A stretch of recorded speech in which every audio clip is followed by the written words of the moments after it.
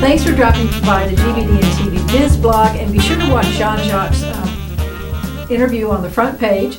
And Jean-Jacques, I've got a few more follow-up questions that I think might be useful for our viewers.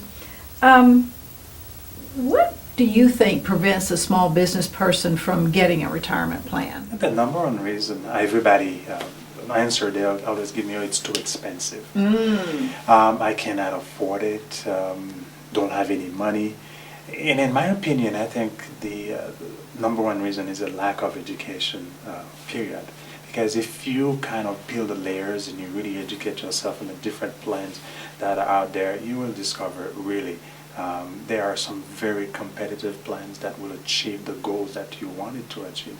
So they really have a lot of choices. Of course they do, Oh, but great. they never investigate it, because the mirror here is that, okay, great, there's always been associated with big corporation. Every time you hear retirement, you always think about Fortune 500, Fortune 100 companies. That's the companies that have it. But the small business owners never realize that they have access to the same platform that a huge corporation would have. Wow. Do you think that it's more difficult to market a financial service than another product?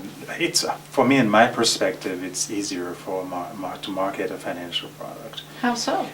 Think about it. When you're looking at it statistically, more people are underfunding their retirement today than it has been 20, 40 years ago. Social Security is less generous. You're moving in an environment where now there is no defined benefit anymore, or hardly any, to a defined contribution, where the individual have to take care of their own retirement plan. So in terms of market share, in terms of possibility, it's enormous in terms of people that are looking.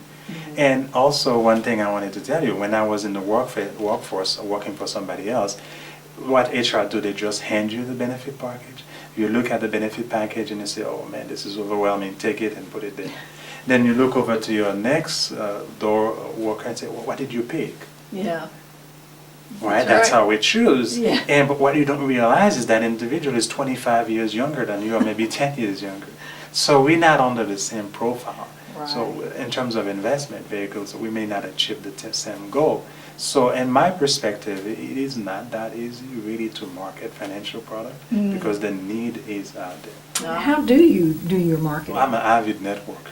I'm Really? always introducing myself to business owners, always creating contacts, and I follow up. Where do you typically find a business owner? I mean, do you go to the chamber meetings, associations? A combination of Yeah. both, and sometimes working and directly, nicely introduce myself with no objectives in mind, just to business to business introduce that I'm in the area. Yeah.